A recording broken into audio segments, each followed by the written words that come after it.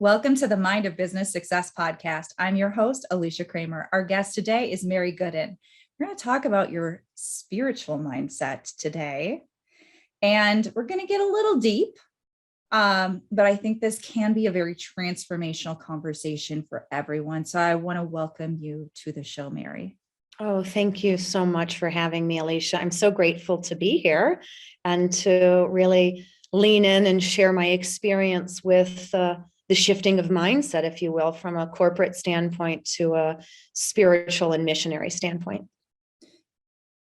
I know that this conversation is going to be very, very rich. I do want to give us a little bit of a plug here, because it's not every day that you can say, oh, I'm interviewing a co-author of a internationally best-selling book that we were in together. I'm really excited to share you with my audience. Let's start by talking about your business. So what is it that you're doing today in your business? I know you've got a couple of different verticals in your existing company. I do. I am the wearer of all hats, but currently I'm really linking arms with the CEO and founder I am of Divine Destiny Publishing, as well as combining the soul mastery coaching aspect to these courageous entrepreneurs, leaders, visionaries, and coaches that are ready to share and vocalize the very stories that we share here on choosing their mission and shifting their mindset and how they're creating space for their clients to transform. And that really is the biggest part of how I'm aligning with right now, because it's so powerful. As you and I both know, both published authors, how important it is to vocalize our transformation and our journey through this life. When people are identifying themselves as a spiritual entrepreneur, it's sort of a mixed bag.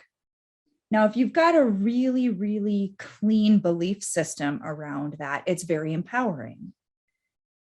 But if we look at our cultural conditioning around business and entrepreneurship, there are oftentimes these archetypes associated with business, with corporations, with whatever position you want to fill in: the salesperson, the financial advisor, the whatever, right? And there are these dogmas that adversely affect our ability to really stand in our power as the person that we are being called to be, where we can do our greatest work. So when you are working with your clients who are, I would say, probably fairly comfortable with calling themselves a spiritual entrepreneur or a conscious business owner, I'm sure you're still seeing that even though they've stepped into owning that to some extent, there are a ton of mindset obstacles that they're bumping up against, sort of navigating this idea that we all have of what business is supposed to look like. That's so true. I call it the elusive mind, because I too came up in that corporate kind of platform and shifting into a more spiritual mindset, or a mindset rather of just receiving as opposed to always giving.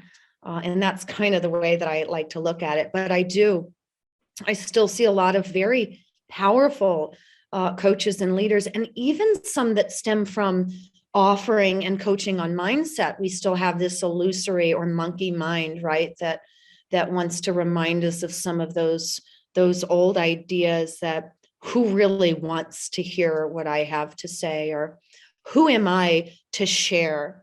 Just that still that belief of not being enough, not saying enough, not having enough. And I even, it's fun to bump into some of the money mindset coaches, or some of the prosperity and abundance leaders, and still, learning some of the the ideas that they're not even completely aligned with that too, but we're human. We're still human, perhaps living in a spiritual experience, depending on where you are in the journey. But it is always, there seems to always want to be a part of what I like to call the program or the cultural conditioning that wants to show up. And it has to, because that's why we collaborate together. It's about collaboration. And in that, we get to remember together and break through some of those things that perhaps we thought we had broken through. I've found in my many years of working with clients, as well as my own inner work that I've done, that we work through a lot of our stuff in layers. And it is very frustrating for a lot of my clients who don't understand that. I will literally hear the words, but I've worked on that. I worked through that. It's like, well, you did. And it's not that that work didn't matter or that it was ineffective. It's that each and every time we up level, some of that old stuff that is still part of our old self-image, the old paradigm, it presents itself as an obstacle. We bump up against it. And we have to now release that layer in order to get to the next level. I always say you cannot take that with you. It's not a vibrational match to where you're going. But we are so conditioned to think that you just, you fix it and then it's done, right? So from your perspective, what's going on here? Like, is this something that you're seeing your clients bumping up against too? I love this. I love the cultural condition. And I know that you all might get a good laugh. The one and done, right? The one and done. I've got my master's, the one and done, the one and done. I believe that, pardon me, is what you're saying is we are in an ever evolving mission and purpose. So think of the journey like that. It's ever evolving. And perhaps we will always be bumping up into something that requires work, if we want to call it that, or going deeper. We're constantly going to be asked to go deeper. And the way that I combat that, for lack of a better word, or the advice that I give and the energy that I allow and ask my clients to anchor into is the daily practice. Because if I can practice daily, if I can connect with myself daily, yeah, I'm going to give space for these things to show up, but I'm also going to give space for myself to observe and witness and see these things, and perhaps learn to weave them into who I am, rather than always thinking that, oh, like you said, we have to let go of some things in order to raise our vibration and become a vibrational match for what it is that we're dreaming of next. And the daily practice is so valuable for that. But there are some things that we need to just witness and be with. And that's okay too. Not all things every time have to go. Perhaps we just change the way that we vibrate with them. The circumstance or the illusion, or like to call in our practice, the samskara, the disappointment, the this or the that. And perhaps that we just rewrite them in a way or view them as valuable. I love that. Yeah. I frequently am reframing this thing in my client's mind. There is that tendency to think that if we bump up against a challenge, whatever it may be, a fear, an insecurity, something from our past, an old self-image issue, usually it's a reoccurring theme. Sometimes there is the deeper work. And if it's highly emotionally charged, in many cases, there is something there for us to heal, something there for us to release, let go of, and move beyond. But sometimes it's just a habit. And if you get so fixated on finding this cause, it takes you down this slippery slope where you just now, you're not finding, I mean, you're finding stuff, but it's not getting you the outcome that you want. And in many cases, you just got to recognize it is what it is. It's just an old pattern. And you need to be willing to just pivot your mindset and feel your way into how you would prefer to be in that situation. What is the new habit? What is the new attitude that I want to embody? What is the new belief that I want to claim for myself? And stop trying to fix everything. It's so true, Alicia, because when we go down that rabbit hole, oftentimes, just like you said, we're just finding more reasons to justify why we're not enough, or why this thing in me that bothers me holds truth, rather than maybe just letting it be and saying, you know, that's how I feel about that, or just rewriting it, rewiring it. And I use a lot of affirmation or mantra for that. Literally from the moment I wake up in the morning, because I do anchor into the daily practice. It's a mantra on my mirror. It's the first thing I see, because let's face it, from the time that we took our first breath, there's been this assignment and definement of everything. So it's so woven into our being to have a reason and have a why and know a how. Instead, I just look at the affirmation and it reminds me. Does it save me for the whole day? Sometimes. Do I have to say it several times a day? Sometimes. But it's a rewiring. Like you said, it's, changing the mindset. It takes work. But if we get too far in saying how, what, why, all we find is justification of why this thing that is such a burden to us holds truth. So simply just rewriting it with, if I feel like I'm in scarcity mindset, or I'm not receiving the abundance that is my birthright, how about just flip gears and say, abundance is all around me. And the vibration. I love that. Yes, yes. Where's my vibrational match now? If I'm constantly doing that, abundance is all around me. Abundance is all around me. My vibration is like, it is.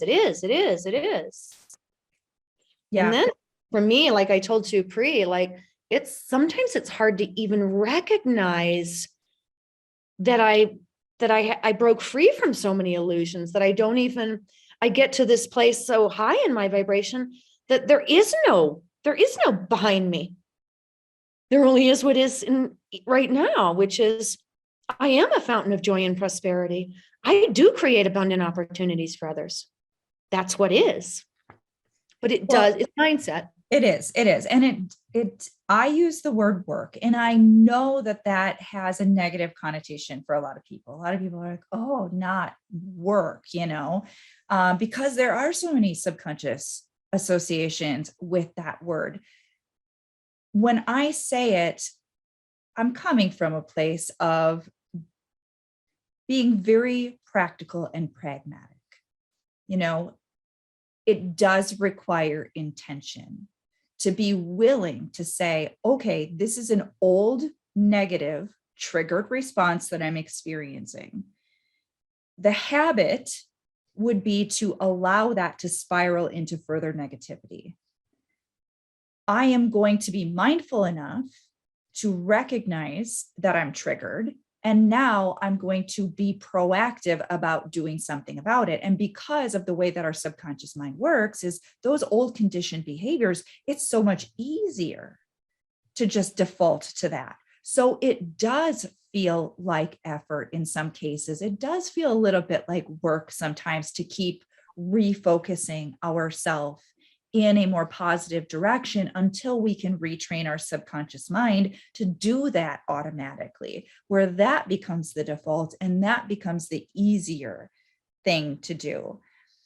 But just like somebody who wants to go to the gym and they want to get fit, it's great that you want that. It's great that you want to be successful in your business. That's a beautiful thing. That's your heart's desires. You're meant for more. You have a gift to share, but it's going to be freaking hard those first couple of times when your body is not used to that.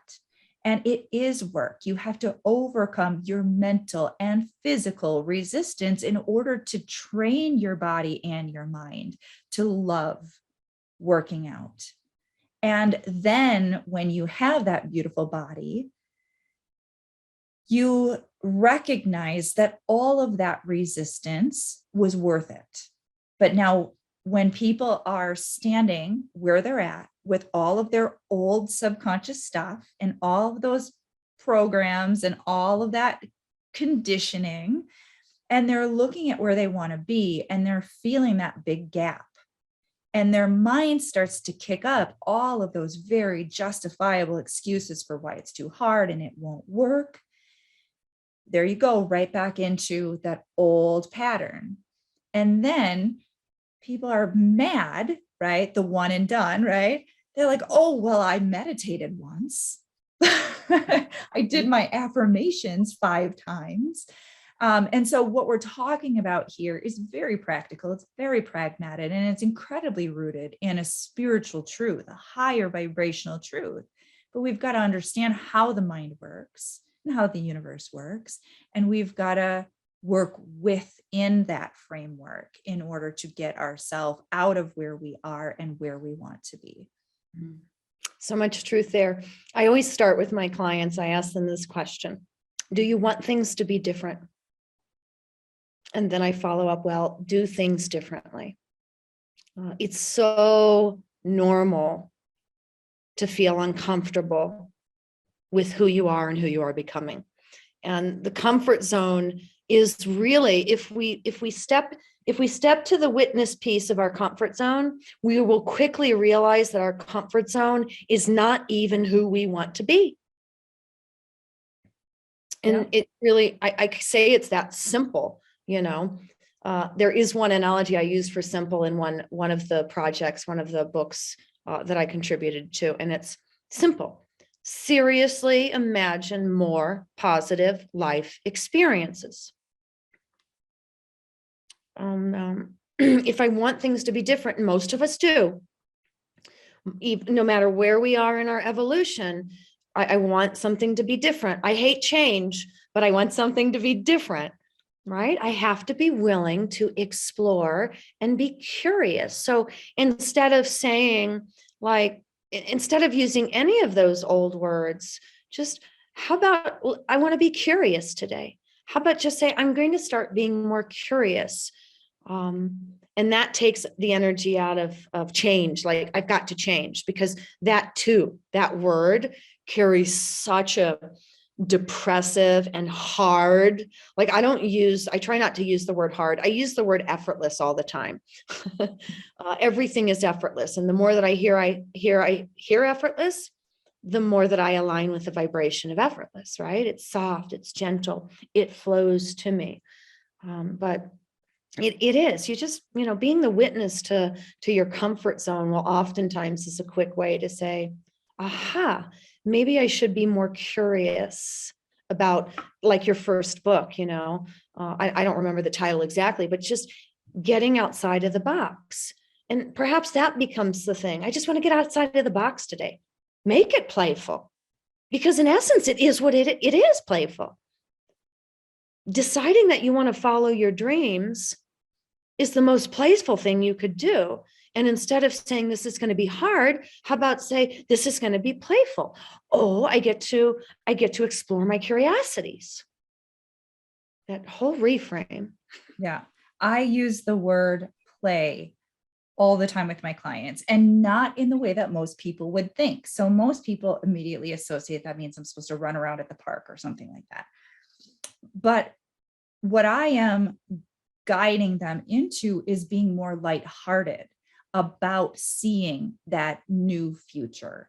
So when we are more lighthearted, when we're more playful, we give ourselves permission to go into places that otherwise our very limited, practical, rational mind will not allow us to experience.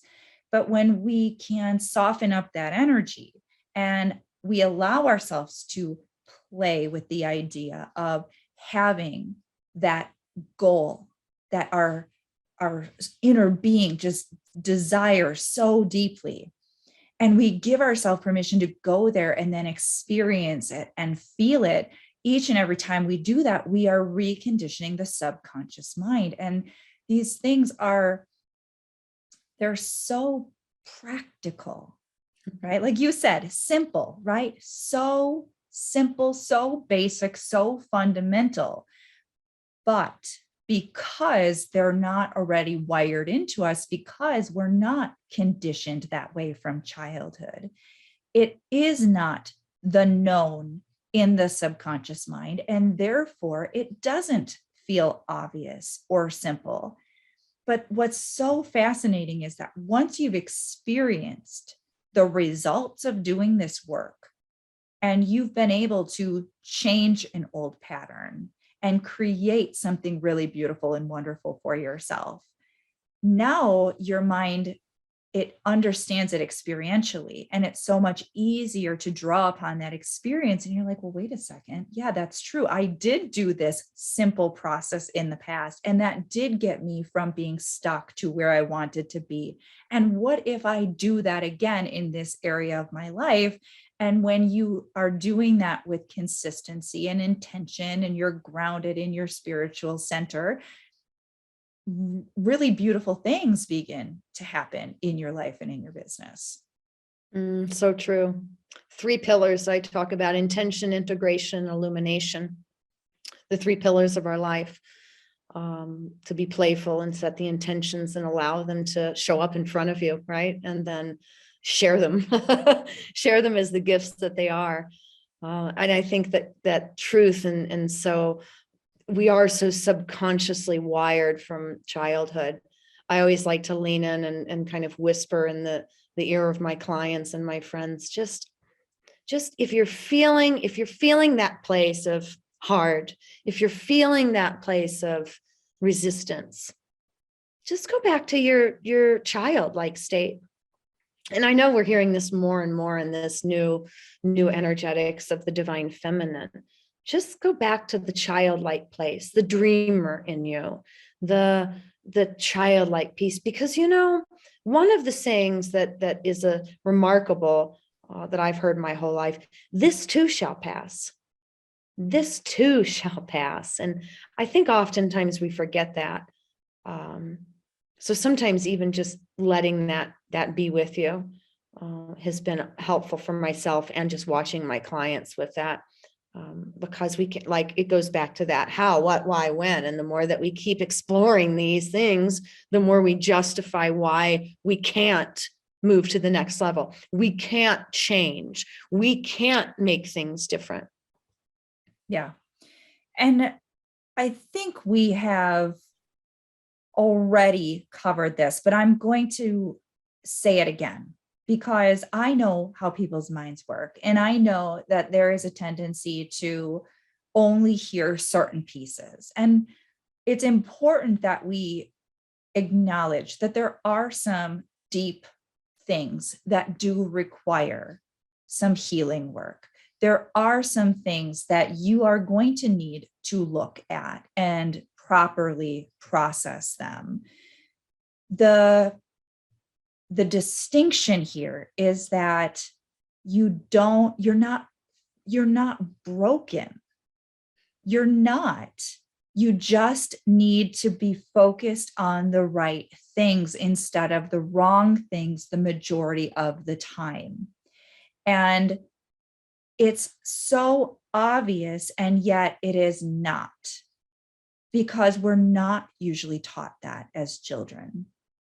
We witness the people who have the most influence on us focusing on their problems, their fears, their insecurities, their circumstances, as though they are the end. And we have to be proactive about training ourselves to refocus on the right things. And as we are focused on those right things, we are going to encounter some of those deeper things that need to be healed. And there are proper ways to deal with those things. But I know when I started to go deep into my spiritual journey and really healing a lot of that deep, deep, deep hurt, that old stuff, I went into that fixing mode, trying to fix everything that was wrong about me, all the things that were not good enough, not right enough. I didn't like them. And then wondering why my life seemed like it was just as bad, if not worse than ever before, without ever recognizing that I was so focused on the wrong things that it was taking me down the wrong path. And my intentions were good, right? My intentions were good. That's how most people are. Their intention is, well, I love myself and I want to be a better version of me, without realizing what they're actually doing to themselves. And it's just making that shift that makes so much difference in your trajectory. I agree with you so much there too. And just backtracking again, as we remind everyone, there are those deeper healing wounds that require special attention and special care. One thing I have found doing this work, and I'm sure that you have also potentially come across it, is sometimes it's just a matter of standing into your healed self, or taking credit for what you've accomplished. That piece of integration, I feel like, gets lost a lot of the time, which is why people are still in the circle of healing, because they haven't yet declared or stood in their accomplishment or achievement of healing it. And it, again, so like this little, it's like this little misstep. Well, I've done all the work and I've done all the work. Well, then hallelujah. Stand in your accomplished healed self for a moment. Pat yourself on the back. And if you ask me, just hearing it move through again, it's one of the essential steps to doing the deep work, but perhaps it's the most missed part of it all. Ha! I've healed that part of me. And I've heard myself say that a lot this year. When are you going to stand in your healed self, or in the healed part of this, and declare it? I'm healed. I healed that. When it comes up again, I healed that. And sometimes that's all it needs. Yep. It's shifting into that new self-image.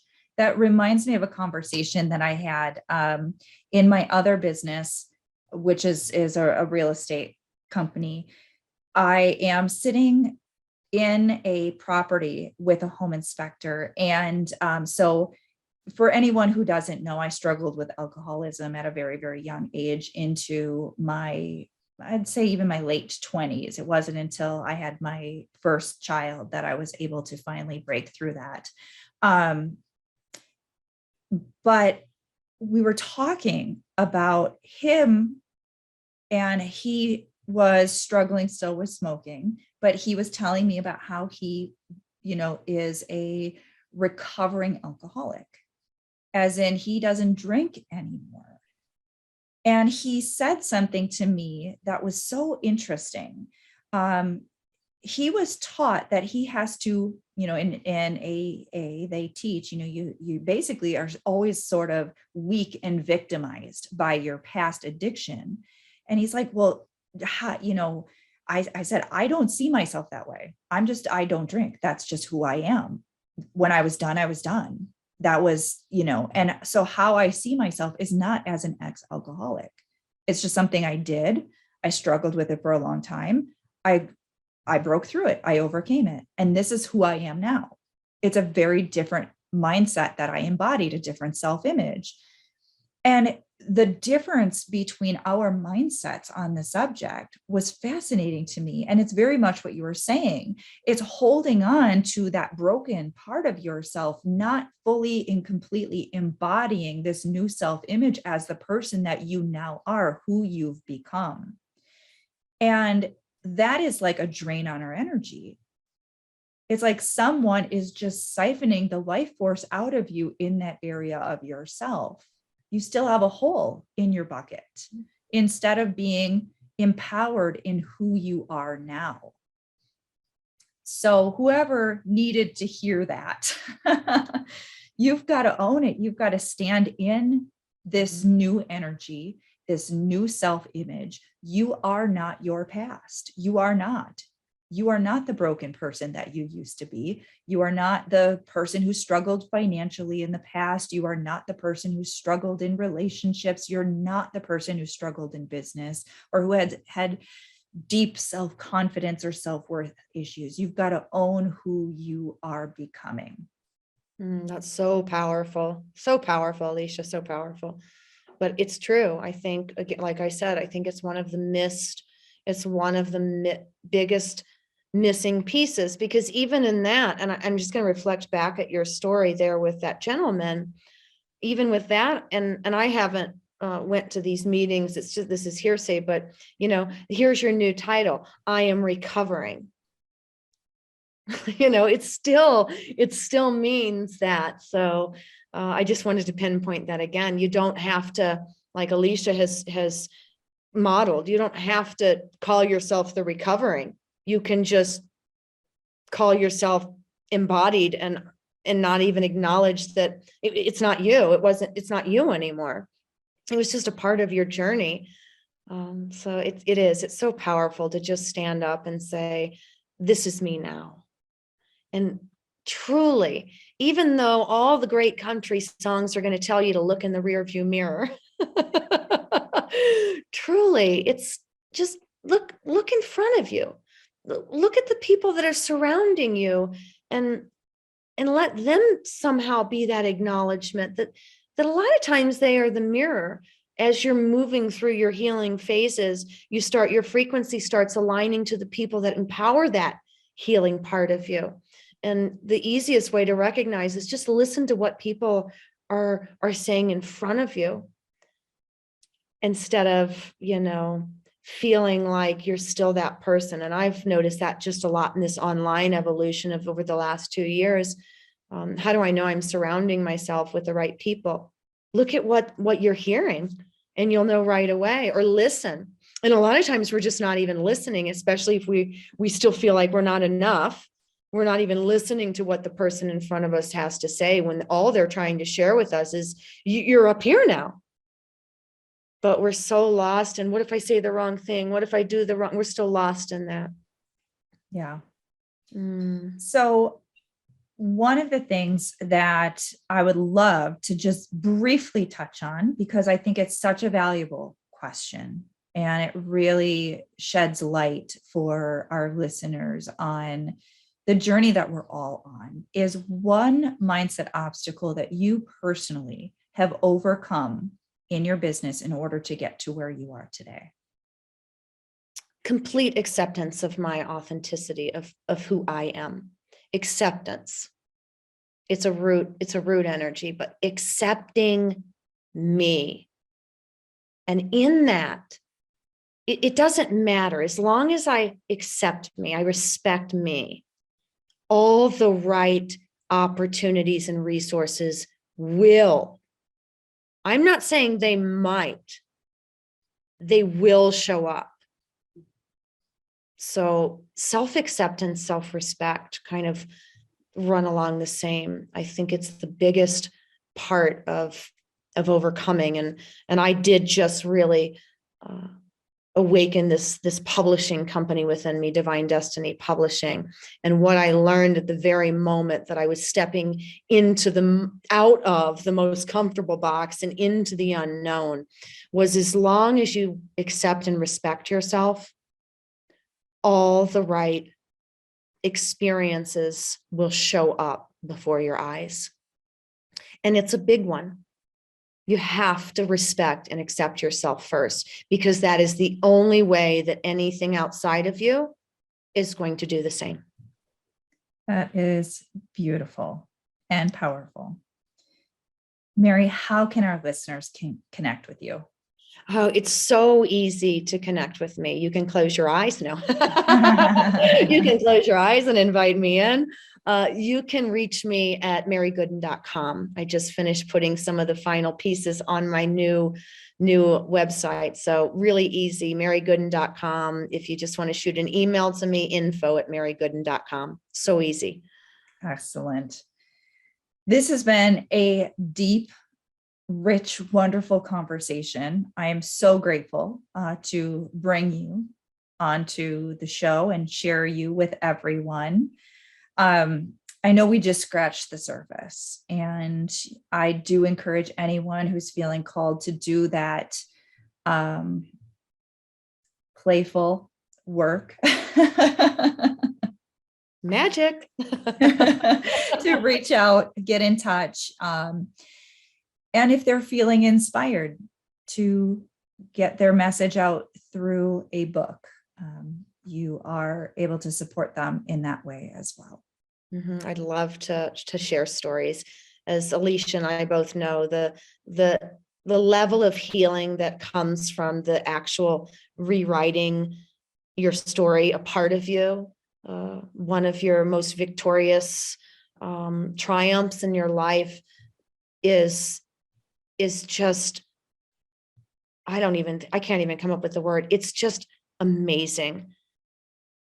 As you rewrite your story as inspiration, I haven't found anything that goes as deep as it's doing that. Is here I am, and here was my experience, and how can I use it to the fullest inspiration to create lasting change in the world? So powerful. So thank you for having me and allowing me to share in this beautiful space that you have created to create that lasting change, to help others find their way and feel good about it. Beautiful. Perfect way to end this segment. Thank you so much, Mary. And thank you to all of our listeners. If you have not already subscribed, please make sure you do so. And until next time, we will see you in the next episode.